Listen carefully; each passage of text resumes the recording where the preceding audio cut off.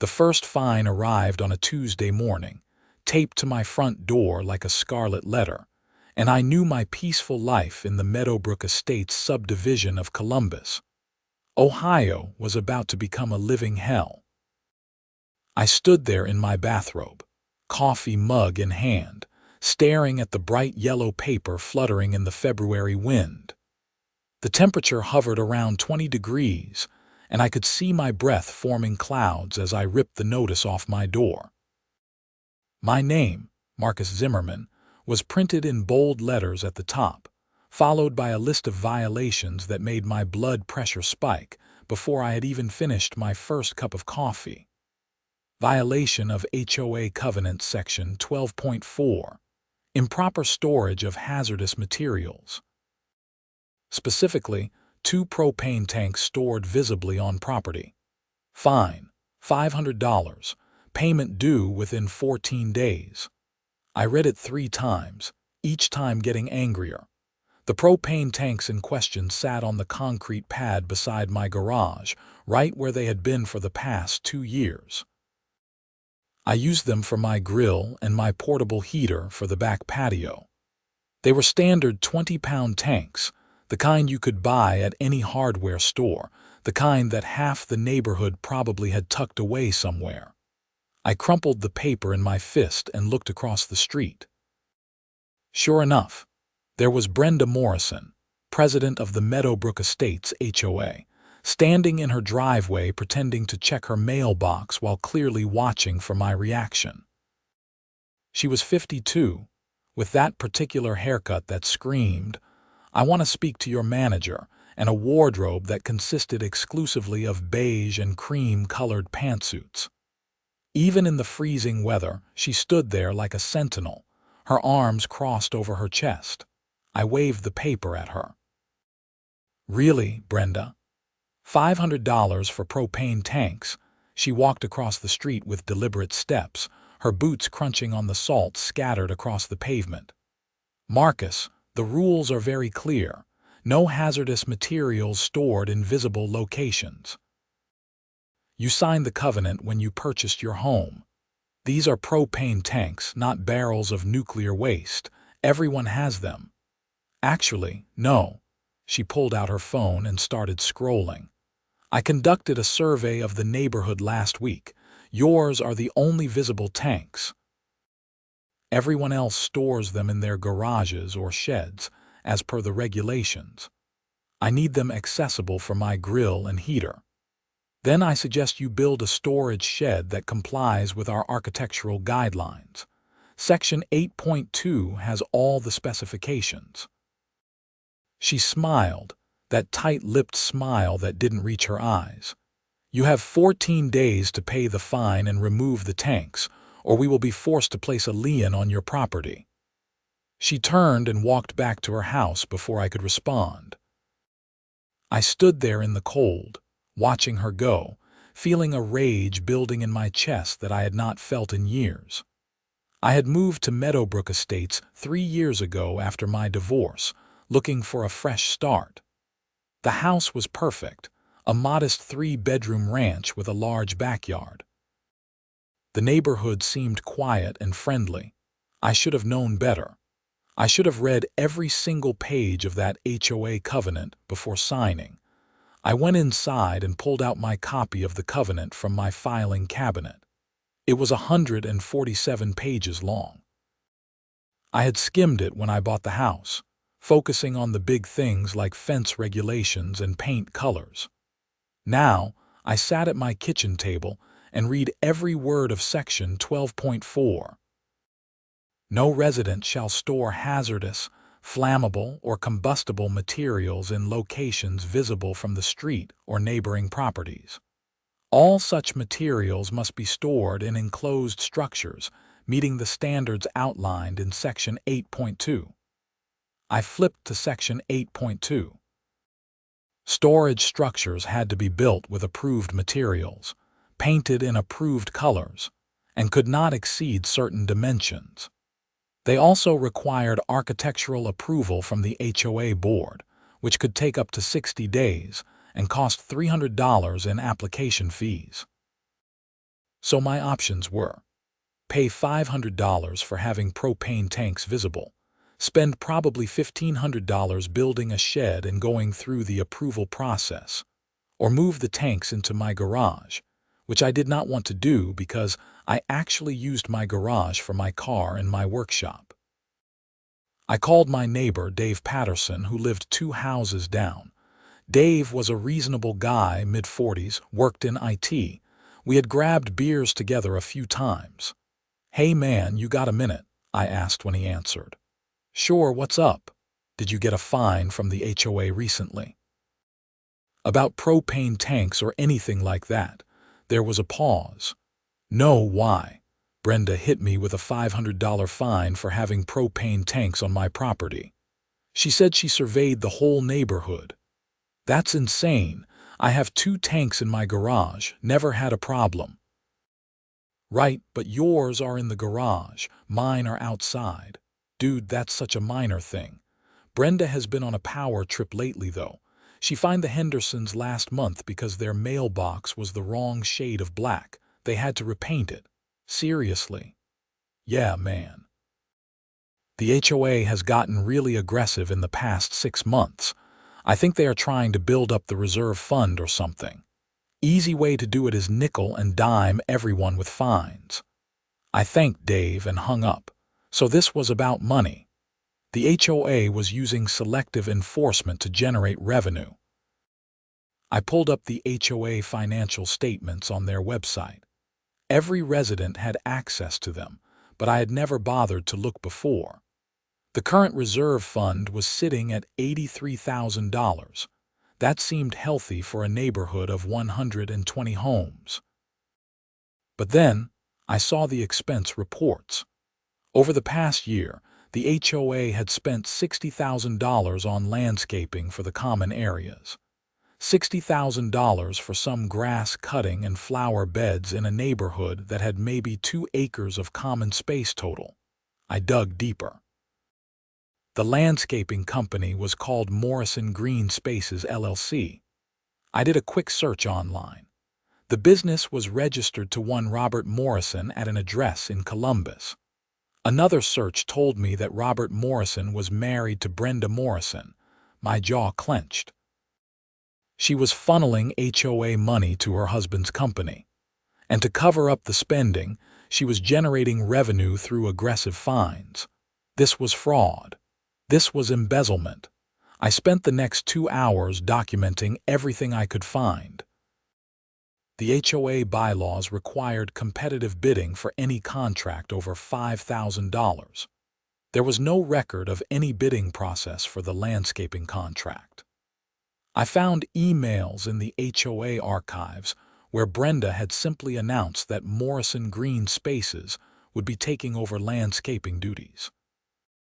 I had a decision to make. I could pay the fine, keep my head down and let this go, or I could fight back. The old me, the pre-divorce me, would have probably just paid and moved on. But the new me, the me who had been screwed over by lawyers and courts and a system that seemed designed to punish anyone who played by the rules, was not interested in rolling over. I decided to go to the next HOA board meeting. They were held monthly in the community center, a small building at the entrance to the neighborhood. The meeting was scheduled for Thursday night at 7. Thursday evening I arrived at the community center at 6:45. A handful of other residents were already there, sitting in folding chairs arranged in rows. Brenda sat at a table at the front of the room with the other board members. Frank Sullivan, the vice president, a retired accountant in his 60s.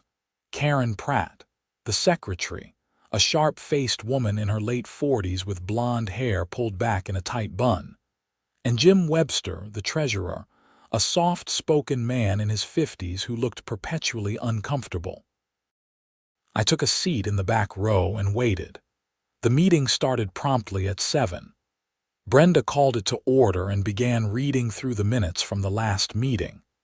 There was discussion about the annual budget, about plans for summer landscaping, about the upcoming neighborhood picnic in June.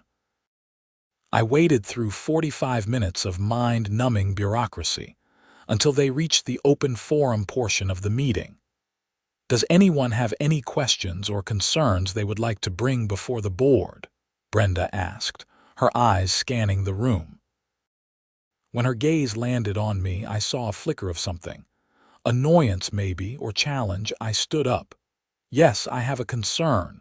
Please state your name and address for the record. Marcus Zimmerman, 2847 Oakwood Drive. I pulled out the fine notice. I received a $500 fine for storing propane tanks on my property. I would like to understand the enforcement policy for this violation. The violation is clearly stated in the covenant, Brenda said. Section 12.4. I understand that. My question is about enforcement. How many other residents have received similar fines? Brenda glanced at Karen, who shuffled through some papers. I do not have that information readily available. So, I am the only one. I did not say that. I said I do not have the information available right now. But you told me on Tuesday that you surveyed the neighborhood and mine were the only visible tanks. So if I am the only one with visible tanks, I must be the only one getting fined, right? Brenda's face tightened. Mr. Zimmerman, the board does not have time to debate individual fines during the general meeting. If you wish to appeal your fine, you may submit a written appeal within 7 days of receiving the notice. I also have questions about the HOA financials. Specifically about the landscaping contract with Morrison Green Spaces. The room got very quiet. Frank and Jim both looked at Brenda. What about it?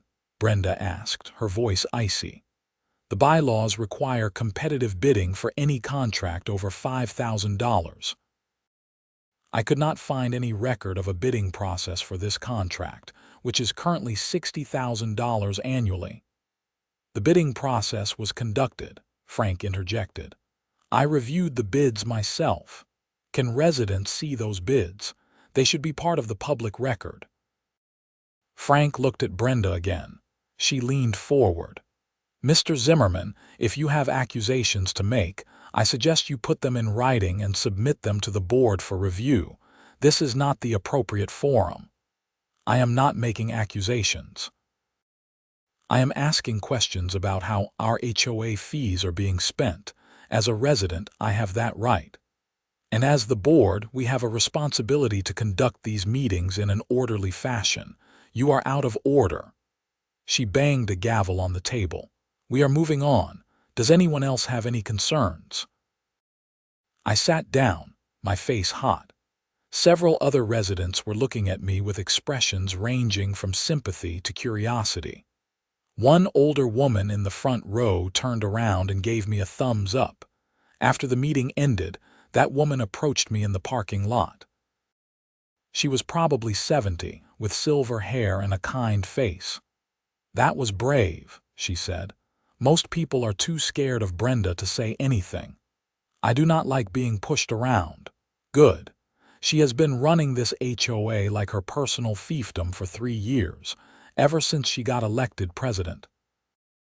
Before that, things were reasonable. Now it is fine after fine, rule after rule. Half the neighborhood is terrified of her. Why do not people vote her out? The woman laughed. Vote? Honey, nobody runs against Brenda.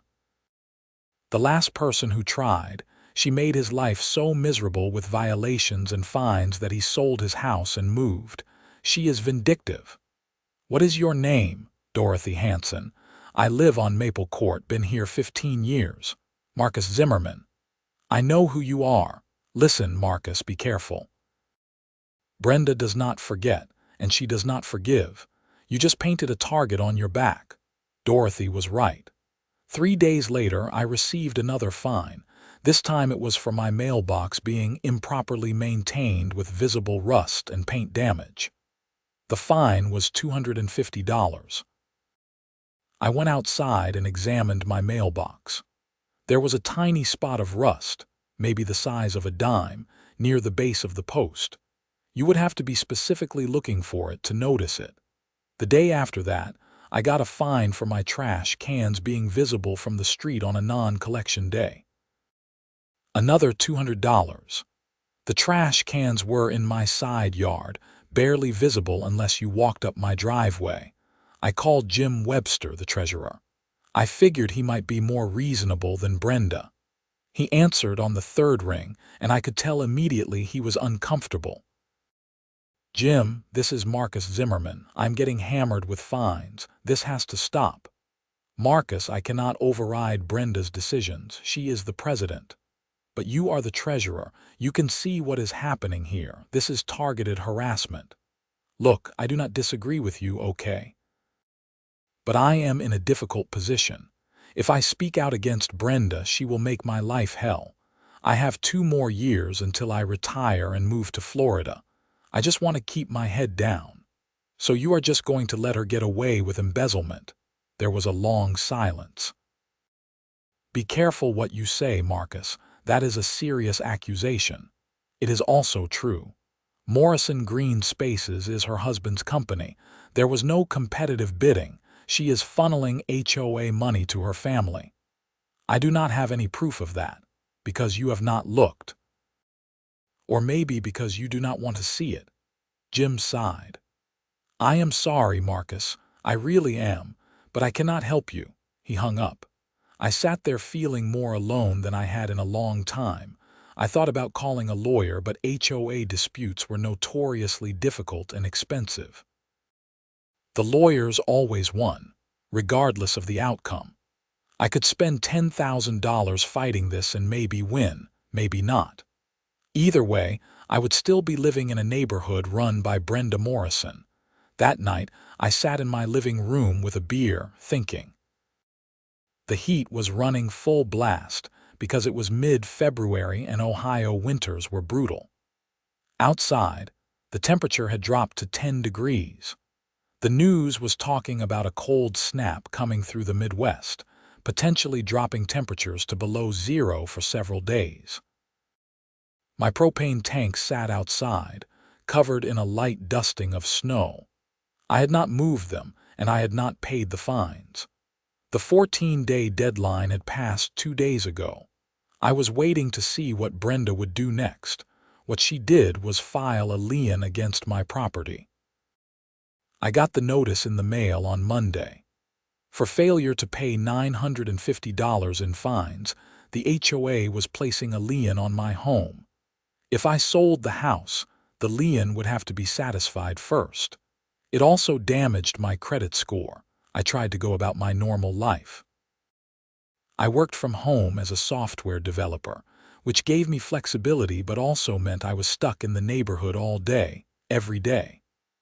I saw Brenda driving past my house multiple times a day. She always slowed down, always looked at my property, always seemed to be searching for another violation. I started researching her. I looked up property records, business filings, court records. I found out that Morrison Green Spaces had been incorporated 4 years ago, right around the time Brenda joined the HOA board. The business had only one client, the Meadowbrook Estates, HOA. That seemed suspicious. If it was a legitimate landscaping company, it should have multiple clients. I also found out that Brenda and Robert Morrison had filed for bankruptcy 9 years ago. They had lost their previous home to foreclosure. They had significant credit card debt and tax liens. This house in Meadowbrook Estates was mortgaged to the hilt. They were barely getting by, financially speaking. That explained a lot. Brenda needed the HOA money. She needed to keep that landscaping contract flowing to her husband's company because it was probably their primary income. And she was willing to destroy anyone who threatened that arrangement. I thought about exposing all of this publicly. I could post it on the neighborhood Facebook group, send emails to all the residents, show up at the next board meeting with a presentation. But what would that accomplish? Brenda would deny everything. Frank would back her up. Most residents would not care enough to do anything about it, and I would just make things worse for myself. So I started thinking about other options, less legal options. I am not proud of what I considered, but when you feel like the system has failed you, when you feel like you are being persecuted by someone who faces no consequences, your mind goes to dark places. The gas lines for the neighborhood ran underground. Each house had a main line that connected to the municipal supply. The HOA did not control the gas, but I knew where the lines ran. I had seen the utility company working on them the previous summer.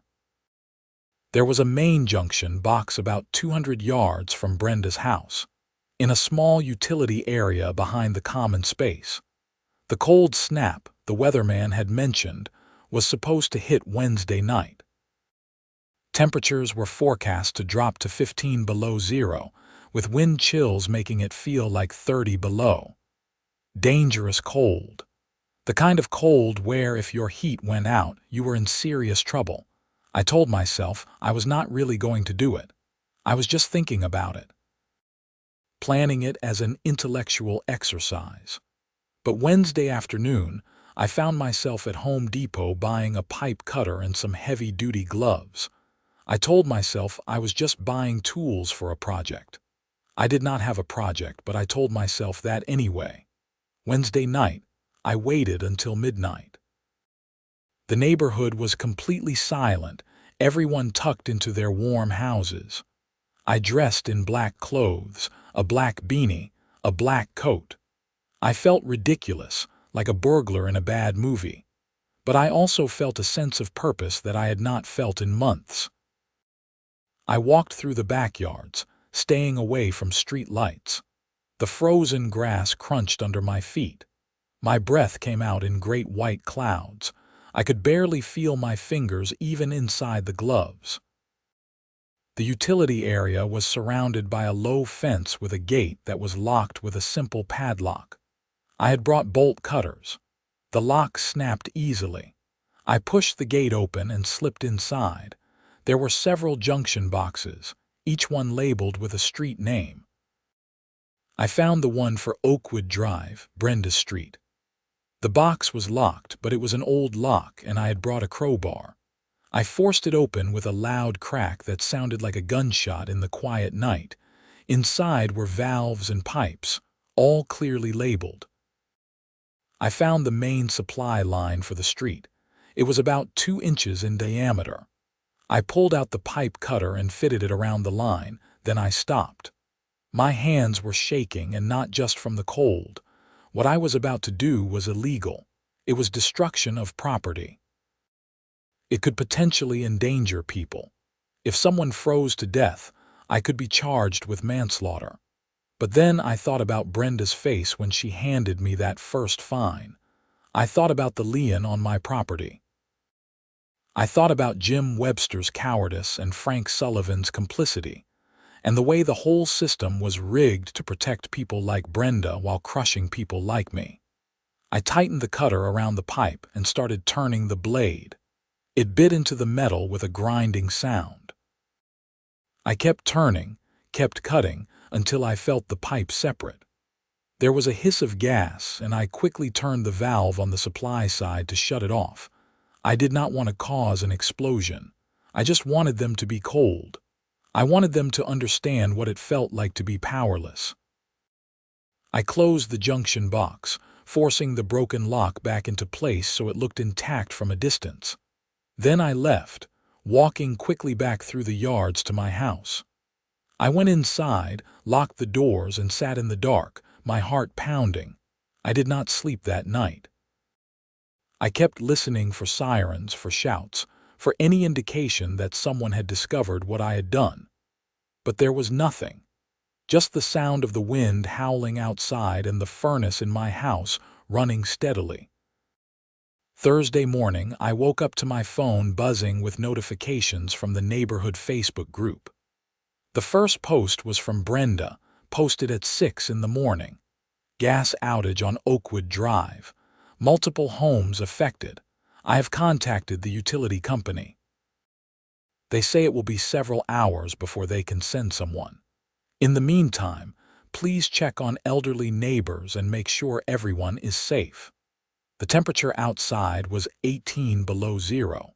I looked out my window and saw lights on in houses across the neighborhood. People were awake, probably huddled near fireplaces if they had them, or bundling up in layers. More posts started appearing. People complaining about the cold. People asking if anyone had space heaters they could borrow. Someone posted that they were taking their kids to a hotel because their house was already down to 50 degrees inside. Then, around 9 in the morning, there was a post from Brenda that made my stomach drop. Utility company says the gas line was deliberately cut. This is vandalism and potentially attempted murder. I have contacted the Columbus Police Department. If anyone saw anything suspicious last night, please contact me or the police immediately. I felt sick. Attempted murder. That phrase kept echoing in my head. I had not tried to murder anyone. I had just wanted to make them uncomfortable, to give them a taste of what they had been doing to me. But in weather like this, cutting the gas could kill someone. An elderly person or a child could freeze to death in a matter of hours. What had I done? The police showed up around 10. I watched from my window as 2 squad cars pulled up to the utility area. Officers in heavy coats got out and examined the junction box. They were there for about an hour, taking photos, looking around. Then they started going door to door on Oakwood Drive. I waited for them to come to my house, but they did not. Not that day, anyway. I figured they were focusing on the street that was directly affected. I lived 2 streets over, but eventually they would expand their search. Eventually, someone might have seen me walking through the yards in the middle of the night. I spent the day in a state of high anxiety, jumping at every sound. Around 3 in the afternoon, the utility company trucks arrived. I watched them working in the utility area.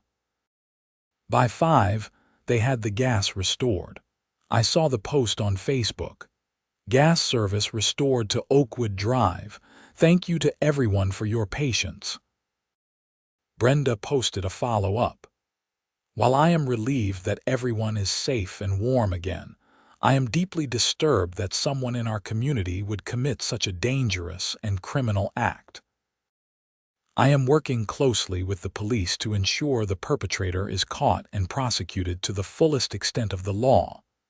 There is a $5,000 reward for information leading to an arrest. $5,000.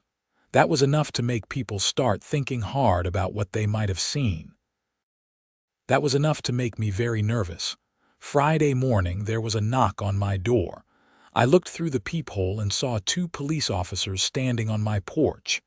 My heart started racing, but I forced myself to stay calm. I opened the door. "Marcus Zimmerman?" the older officer asked.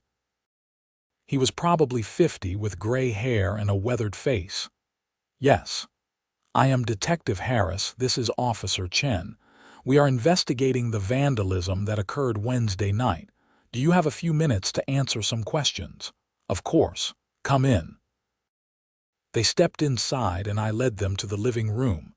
We sat down them on the couch, me in the armchair across from them.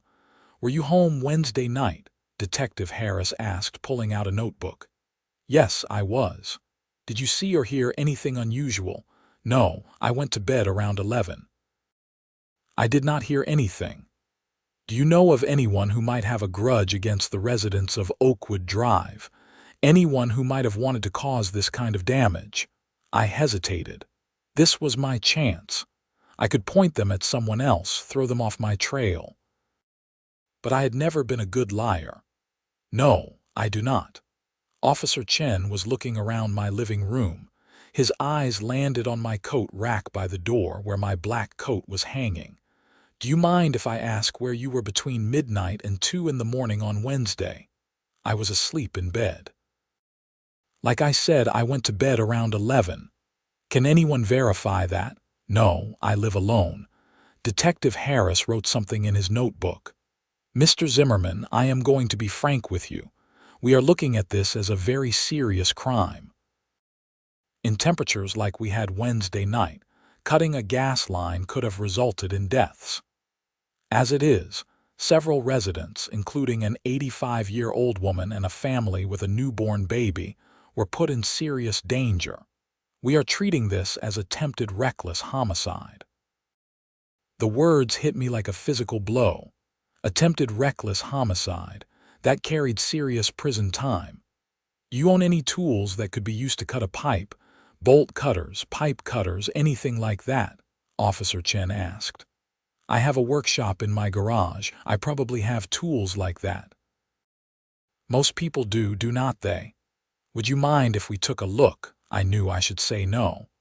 I knew I should tell them to come back with a warrant, but saying no would make me look guilty, and maybe the tools were clean. Maybe there was no evidence on them. I had been wearing gloves. Sure, I guess so. I led them out to the garage. My workshop was along one wall, a pegboard with tools hanging neatly. I could see the pipe cutter and bolt cutters on the wall. I had cleaned them after I got back Wednesday night, wiping them down thoroughly. But I had not thought about microscopic evidence, about metal shavings that might still be lodged in the tools. Officer Chen examined the pipe cutter carefully, then placed it in an evidence bag. He did the same with the bolt cutters. We are going to have these analyzed. If they match the cuts on the gas line, we will have more questions for you. Am I a suspect? I asked, trying to keep my voice steady. Everyone is a suspect right now, Mr. Zimmerman, Detective Harris said. But I will say that we are particularly interested in anyone who might have a grievance with the HOA or with specific residents on Oakwood Drive. And I understand you have had some issues with the HOA recently. Is that correct? So Brenda had pointed them at me. Of course she had. She probably gave them a whole file on me, all the fines, all the disputes. I have had some disagreements with the HOA president, yes, but that does not mean I would do something like this. Of course not, Detective Harris said smoothly, but you understand why we need to follow up on all leads. They left with my tools. I closed the door behind them and leaned against it, my legs shaking. I was in serious trouble. If there was any evidence on those tools, if they could match the cuts, I was going to jail. I spent the weekend in a fog. I could not eat, could barely sleep. Every time I heard a car outside, I thought it was the police coming back to arrest me. I kept imagining the worst-case scenarios. Prison, a felony record, my career destroyed, my life over. Monday morning, I got a text from Dorothy Hanson, the older woman I had met at the HOA meeting. Can you come by my house?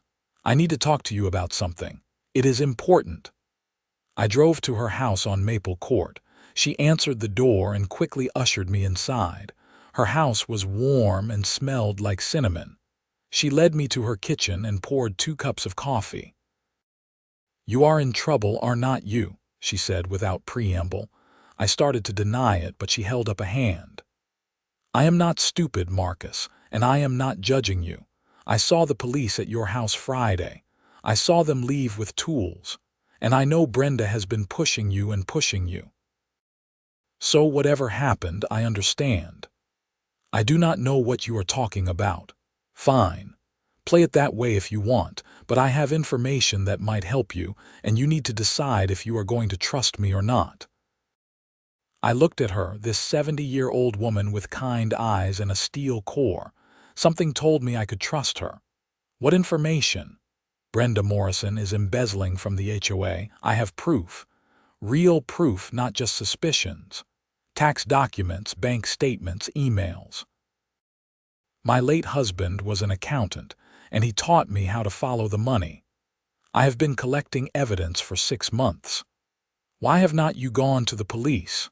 Because I am old, and Brenda is vindictive, and I did not want to spend my golden years dealing with harassment and lawsuits. But now you are in trouble for something I suspect you did because you were pushed too far. So I am willing to go public with what I know. But you need to tell me the truth first. I looked into my coffee cup. This was it, the moment where I either committed fully to the lie or told the truth. I cut the gas line, I said quietly. I did not think anyone would get hurt. I just wanted them to be cold for a while. I wanted them to feel what it is like to be powerless. It was stupid. It was wrong, I know that. Dorothy nodded slowly. Yes, it was, but I understand why you did it. And here is what we are going to do. You are going to get a lawyer, the best criminal defense lawyer you can afford. You are going to prepare for the worst. But in the meantime, I am going to take my evidence about Brenda to the police and to the local news. With luck, the attention will shift to her, and maybe the prosecutor will be more lenient with you when they see the context of what happened. Why would you do this for me? Because Brenda Morrison has been a blight on this neighborhood for 3 years, and someone needs to stop her. And because I know what it is like to be pushed past your breaking point. My husband died 2 years ago, and after he passed, Brenda tried to fine me for not maintaining my lawn properly. I was in mourning, and she wanted $300 because my grass was too long. That is the kind of person she is. So yes, I am willing to help you. Tuesday morning, Dorothy went to the police station with a thick folder of documents. She also sent copies to the Columbus Dispatch, the local newspaper. By Tuesday afternoon, the story was everywhere. HOA president accused of embezzling thousands, read the headline. The article detailed how Brenda Morrison had funneled over $200,000 to her husband's landscaping company over 3 years, using inflated contracts and fictional expenses. It showed how she had used aggressive fines to generate revenue to cover up the shortfalls in the budget.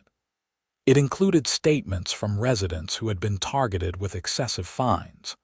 By Wednesday, the HOA board had held an emergency meeting and voted to remove Brenda as president. Frank Sullivan resigned in disgrace.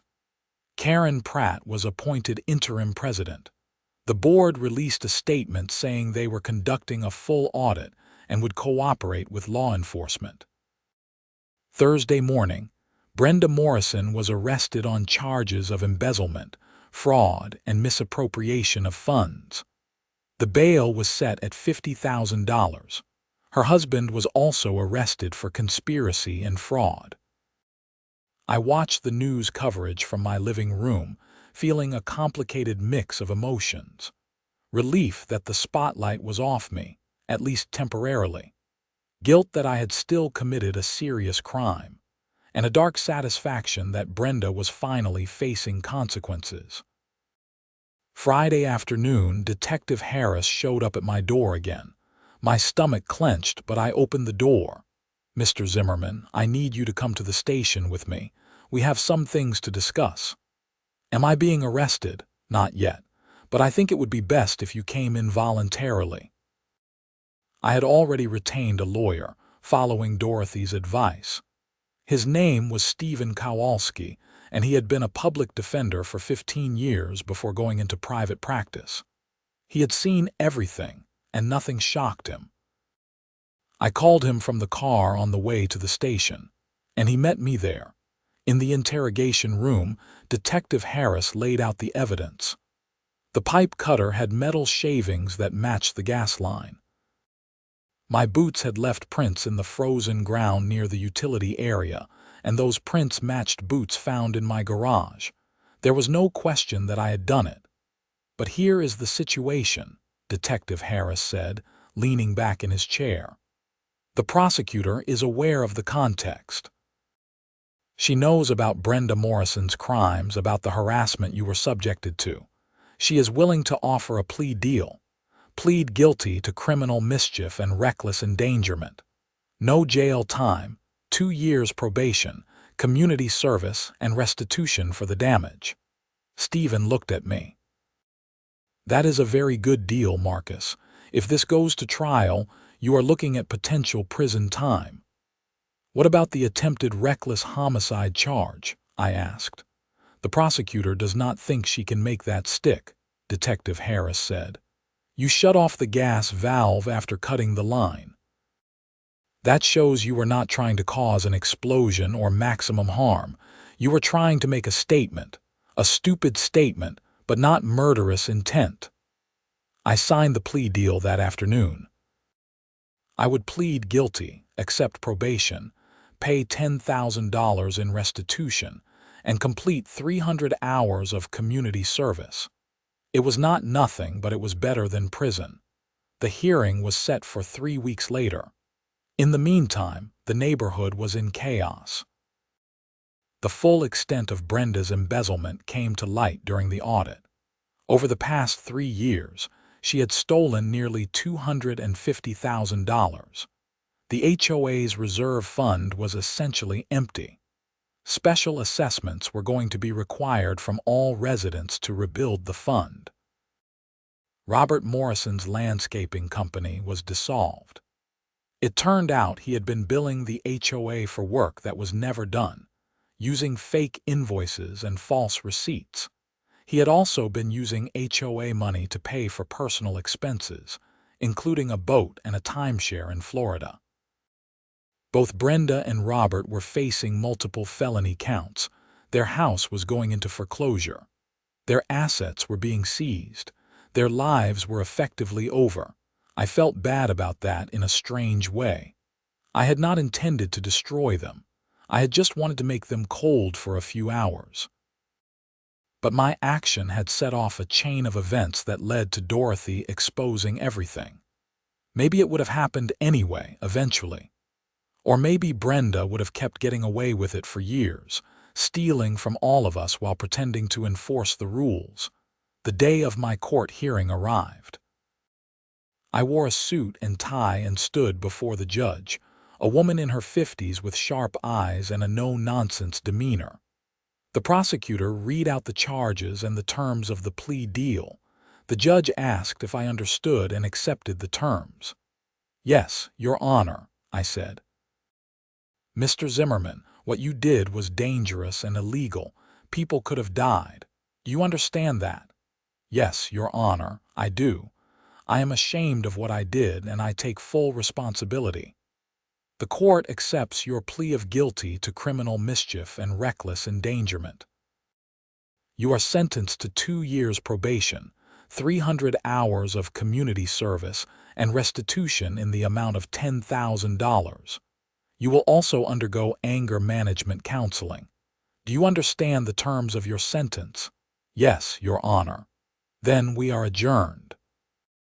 I walked out of the courthouse with Stephen. "You got lucky," he said. "The judge could have thrown the book at you, I know. Stay out of trouble, Marcus. Do your community service, pay your restitution, and keep your head down. In 2 years, this will all be behind you." I went home and sat in my living room, feeling exhausted but also strangely at peace. The nightmare was over, or at least the worst of it was. I still had probation and community service ahead of me, but I was not going to prison. I could rebuild my life. Over the next few months, the neighborhood slowly returned to normal. Karen Pratt proved to be a competent and fair HOA president. She implemented reforms to prevent another situation like Brenda's from happening. Board decisions now required unanimous votes. Contracts over $5,000 required competitive bidding with at least 3 bids. Financial statements were published quarterly with full transparency. The special assessment to rebuild the reserve fund was painful, $3,000 per household, but people paid it.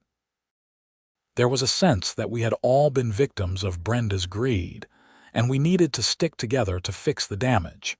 Dorothy became something of a neighborhood hero. People thanked her for exposing Brenda. She handled the attention with grace, deflecting credit, and saying she had only done what anyone would have done. I started my community service at a local food bank, sorting donations and helping distribute food to families in need. It was humbling work, seeing people who had real problems, not HOA disputes and petty grievances. It gave me perspective. The anger management counseling was actually helpful too. My therapist, a patient woman named Dr. Sarah Chen, helped me understand that my anger at Brenda had really been anger at my ex-wife, at the divorce, at the feeling that life had been unfair to me. Brenda had just been a convenient target. You cannot control what other people do, Dr. Chen said during one session. You can only control how you respond, and you chose to respond by committing a crime. That was your choice, your responsibility, but you can choose differently next time. Brenda and Robert Morrison's trial happened about 8 months after their arrest. They both pleaded guilty to multiple felony counts. Brenda was sentenced to 5 years in prison. Robert got 3 years. They would also have to pay full restitution to the HOA, though nobody expected to see much of that money. They were financially ruined. I did not go to the sentencing. I did not want to see Brenda one last time. I just wanted to move on. A year after the gas line incident, I completed my community service and paid off my restitution. My probation officer, a tired-looking man in his 40s named Pete Sanders, shook my hand at our final meeting. "Stay clean, Marcus. I do not want to see you back in the system." "You will not," I promised. I meant it. I had learned my lesson the hard way. Revenge was not worth it. Breaking the law was not worth it. No matter how justified you felt, no matter how much someone deserved it, there were always consequences. The propane tanks that had started everything were now stored in a small shed I had built in my backyard. It was painted in an HOA-approved color, and the plans had been submitted and approved without any issues. Karen Pratt had even complimented me on the craftsmanship. I still grilled out back sometimes, usually on Sunday afternoons. Dave Patterson and his wife would come over, or Dorothy would stop by with a homemade dessert. We would sit on my patio, enjoying the weather, talking about normal things. Sports, movies, work. Nobody mentioned the HOA anymore unless absolutely necessary. We had all had enough drama to last a lifetime. Sometimes I thought about what I would say to Brenda if I ever saw her again. Part of me wanted to apologize for cutting the gas line, for putting people in danger. Part of me wanted to tell her that she had gotten what she deserved. But mostly, I just wanted to forget she ever existed.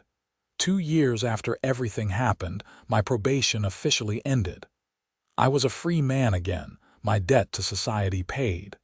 I celebrated by doing absolutely nothing special. I went to work, came home, made dinner, watched some TV.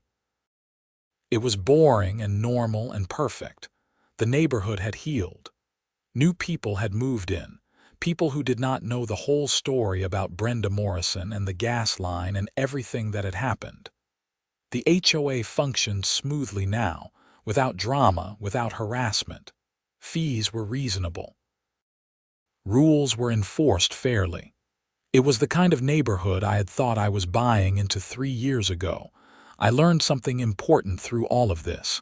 Systems fail. People fail. Sometimes the bad guys win, at least temporarily. But that does not give you the right to become a criminal yourself. I had crossed a line, literally and figuratively. I had justified it to myself at the time, but I knew better now. There were legal ways to fight back against injustice. I could have gone to the police with evidence of embezzlement. I could have organized the other residents to vote out the board. I could have sued the HOA in civil court. Instead, I had cut a gas line in the middle of winter and endangered lives. I was lucky nobody died. I was lucky I did not go to prison. I was lucky I got a second chance. On a cold February evening, exactly 3 years after receiving that first fine, I stood in my backyard looking at the shed where my propane tanks were stored. The shed was solid, well built, exactly what the HOA required. It was a symbol of compliance, of playing by the rules, of doing things the right way. But it was also a reminder of what could happen when someone got pushed too far. Every time I looked at it, I remembered that night, the pipe cutter in my hands, the hiss of gas, the fear and anger and desperation I had felt.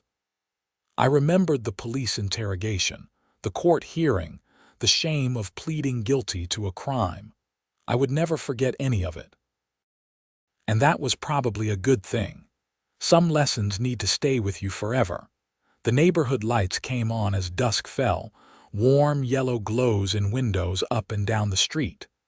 Somewhere, someone was grilling, the smell of charcoal and meat drifting on the cold air. Kids were playing in a yard a few houses down, their laughter carrying in the quiet evening. It was just a regular night in a regular neighborhood in Columbus, Ohio. Nothing special, nothing dramatic.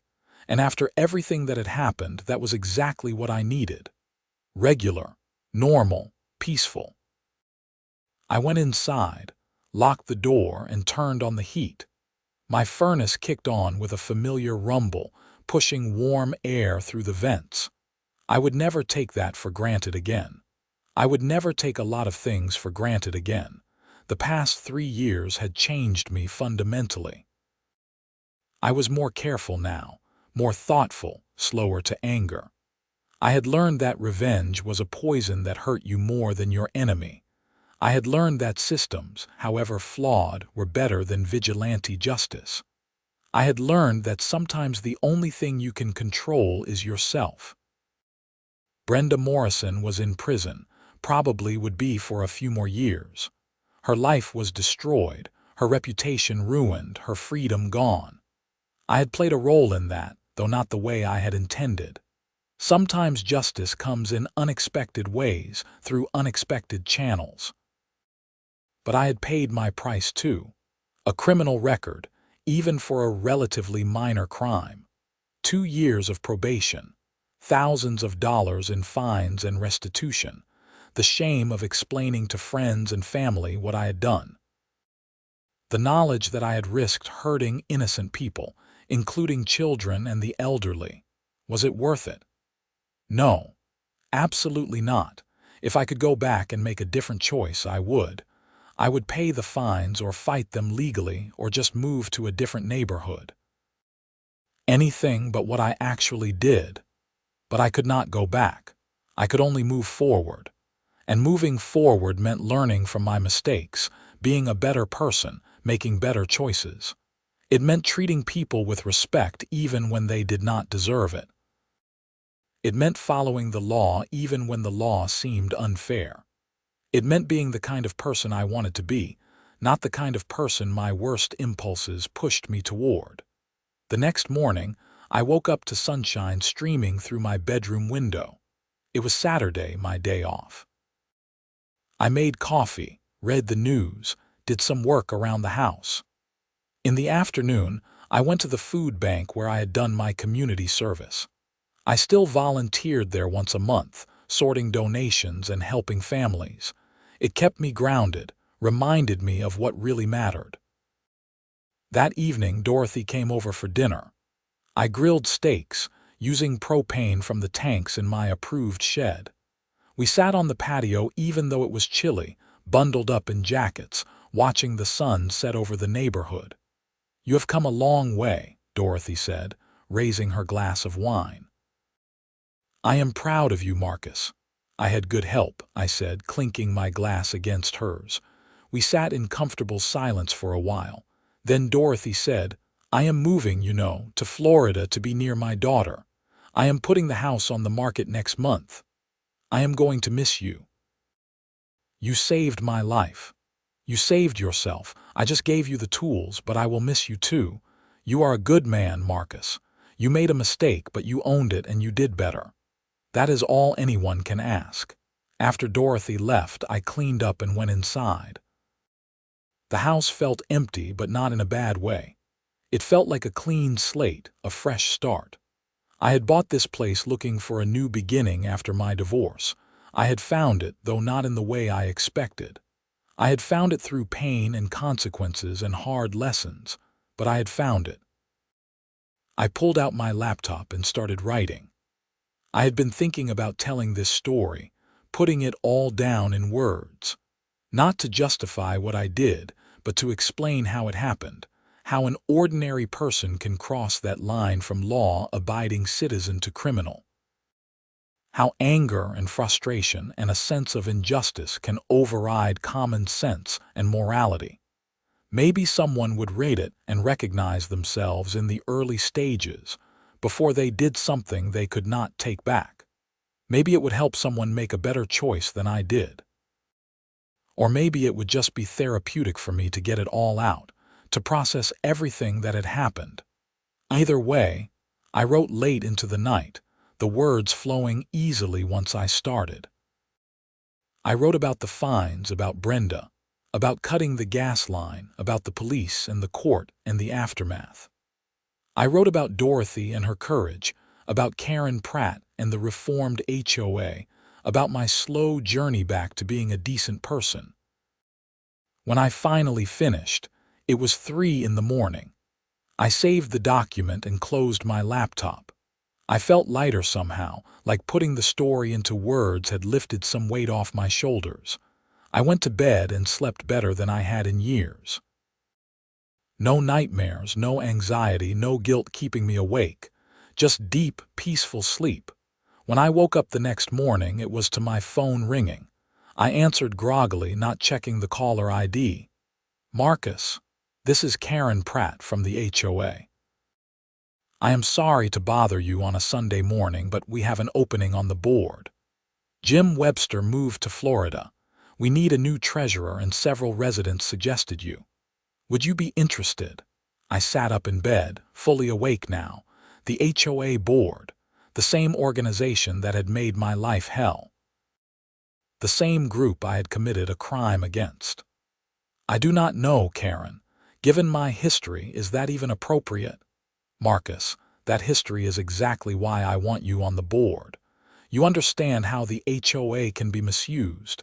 You understand the damage it can do when the wrong people are in charge. And you have done your time, paid your debt. You deserve a second chance. Plus, Dorothy recommended you before she moved, and I trust her judgment." I thought about it. Part of me wanted to say no, to stay as far away from HOA politics as possible. But another part, the part that had grown and changed over the past 3 years, saw an opportunity. A chance to make sure what happened with Brenda never happened again. A chance to help create the kind of neighborhood I had wanted when I moved here. "Okay," I said. "I will do it." "Excellent. The next board meeting is Thursday at 7. I will send you the financial reports to review beforehand."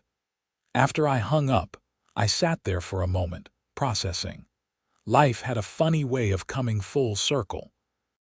3 years ago, I had stood at an HOA meeting, angry and powerless, confronting a corrupt president. Now I would be sitting at that same table trying to do better. I got up and made coffee, then went outside to my backyard. The shed stood there, solid and permanent.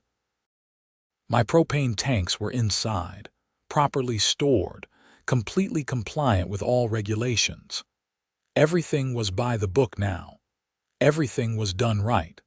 But I would never forget what it felt like to be on the other side of that, to be harassed and fined and pushed to a breaking point.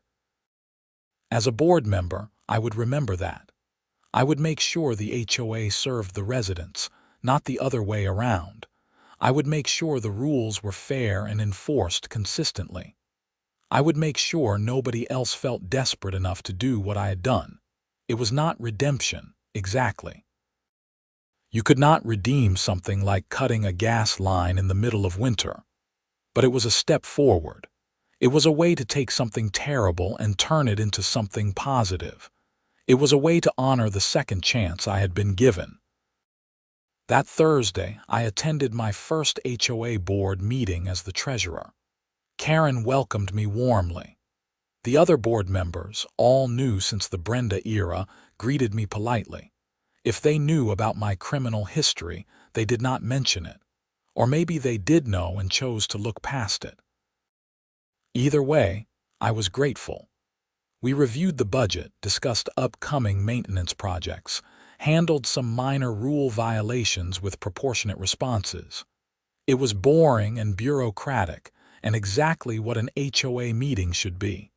No drama, no corruption, no power trips. Just neighbors trying to maintain their community. After the meeting, a younger couple approached me. They had just moved into the neighborhood a few months ago. "We heard you were the one who exposed the previous president's embezzlement," the woman said. "Thank you for that. It gives us confidence that this HOA is ethical now." I did not correct her misunderstanding. Let them think I was a hero rather than a criminal. Let them have confidence in their neighborhood. The truth was complicated enough without getting into all the details. Months turned into years. I served on the board, managed the finances carefully, pushed for transparent and fair policies. The neighborhood thrived. Property values increased. People were happy. It was everything an HOA should be. Brenda Morrison was released from prison after serving 4 years of her 5-year sentence. I heard she moved to Kentucky to live with her sister. I never saw her again, and that was fine with me. Our story was over. She had faced justice for her crimes, and so had I. I eventually met someone, a woman named Jennifer who worked as a nurse and had never heard of Meadowbrook Estates or its dramatic history. We dated for a year before I told her what I had done. I needed her to know, needed her to understand who I really was, mistakes and all. She listened to the whole story without interrupting. When I finished, she was quiet for a moment. Then she said, "We have all done things we regret. What matters is what we do after, and from what I can see, you have spent years trying to do better. That is the person I am dating. Not the person who made a mistake one night." We got married 2 years later, a small ceremony in my backyard. Dorothy flew in from Florida to attend. Dave Patterson was my best man. Members of the HOA board came, along with friends from work and the food bank. It was a good day, filled with love and hope and second chances. My past was still there, would always be there. The criminal record, the knowledge of what I had done, the memory of that freezing night with a pipe cutter in my hands, but it did not define me anymore. It was a chapter in my story, an important one, but not the whole book. I had learned that people were complicated. Brenda Morrison was not just a villain. She was a desperate woman who made terrible choices. I was not just a victim. I was someone who had let anger override judgment. Dorothy was not just a hero. She was a grieving widow who found purpose in exposing corruption. We were all human, all flawed, all trying to navigate a complicated world. The HOA system itself was complicated too. It could be a force for good, maintaining property values and community standards. Or it could be a tool for petty tyrants to harass their neighbors. The difference came down to the people involved, their motivations, their integrity. As treasurer, I worked to make sure our HOA was the good kind. I pushed for reasonable rules, proportionate enforcement, financial transparency. I listened to residents' concerns and tried to find fair solutions. I remembered what it felt like to be powerless, and I tried to make sure nobody else felt that way. Sometimes people thanked me for my service. I always deflected, saying I was just doing my job. But inside, I felt like it was more than that. It was penance in a way. It was my attempt to balance the scales, to add something positive to a community I had once endangered. Years passed. Jennifer and I bought a bigger house, still in Meadowbrook Estates. We had 2 kids, a boy and a girl. I taught them about responsibility, about consequences, about doing the right thing even when it was hard. I did not tell them about the gas line, not while they were young. Maybe someday, when they were adults, I would share that story, or maybe I would not. Either way, I hoped to teach them through my actions rather than my words. The neighborhood continued to evolve. Old residents moved out, new families moved in. The common areas were maintained beautifully. The HOA functioned smoothly. It was easy to forget there had ever been a time of corruption and conflict, but I never forgot. Every winter, when the temperature dropped and the cold settled in, I remembered. Every time I saw the utility area behind the common space, I remembered. Every time I opened that shed to get propane for my grill, I remembered. The memory kept me honest. It kept me humble.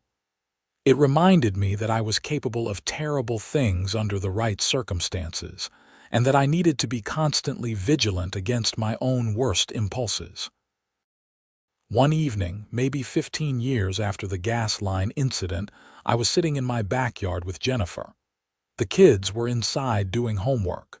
The sun was setting, painting the sky in shades of orange and pink. "Do you ever regret it?" Jennifer asked suddenly. "Not the gas line, obviously. But living here, staying in this neighborhood after everything that happened.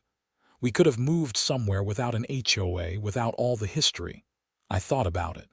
"No," I said finally. "I do not regret it. This is where I learned who I really am, both the good and the bad. This is where I got my second chance. Leaving would have felt like running away. Staying meant facing what I did and trying to do better." She squeezed my hand. "You have done better. You know that, right? You have been an incredible board member, a great neighbor, an amazing husband and father. That one mistake does not cancel out 15 years of good choices.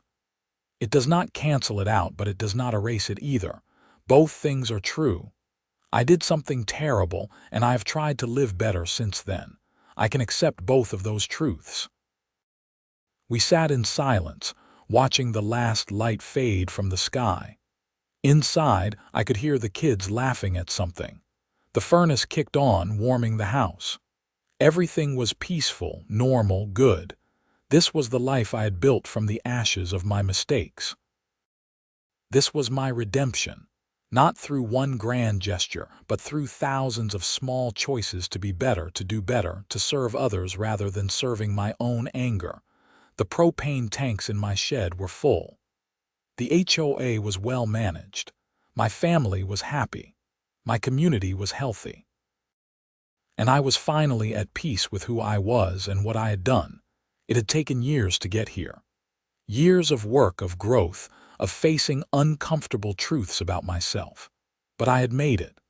I was on the other side of that dark night when I cut a gas line and nearly destroyed everything. The scar remained, would always remain. But scars were proof of healing, proof that you could be broken and still put yourself back together. They were not shameful marks to be hidden. They were evidence of survival, of overcoming, of learning. As the stars came out overhead, I thought about all the people whose lives had intersected with mine through this story. Brenda Morrison, suffering the consequences of her greed in a prison cell and then in exile. Dorothy Hanson, living out her retirement in Florida, satisfied that she had done the right thing. Karen Pratt, still serving as HOA president, still maintaining the reforms that kept the neighborhood healthy. Detective Harris, hopefully proud that the justice system had worked, more or less, in this complicated case. All of us connected by one cold winter night and the choices we made in its aftermath. All of us changed by what happened. All of us carrying forward lessons learned through pain and conflict. The story was over, but its effects continued to ripple outward, touching lives in ways I might never fully understand. That was the nature of our actions, good and bad. They did not end when we thought they ended. They kept echoing, kept shaping the world long after the initial moment passed. I had cut a gas line in anger and desperation. That single act had led to arrests, trials, reforms, redemption, and 1,000 other small changes in 100 lives. It was not worth it. I would never say it was worth it. But it had happened, and we had all survived it, and some of us had even grown from it. That was enough. It had to be enough. The past could not be changed, only learned from, and I had learned. I had learned so much. Jennifer stood up and held out her hand. "Come on, let us go inside. It is getting cold." I took her hand and stood, taking one last look at my backyard, at the shed, at the life I had built here. Then I followed her inside into the warmth and light, leaving the darkness of the past behind.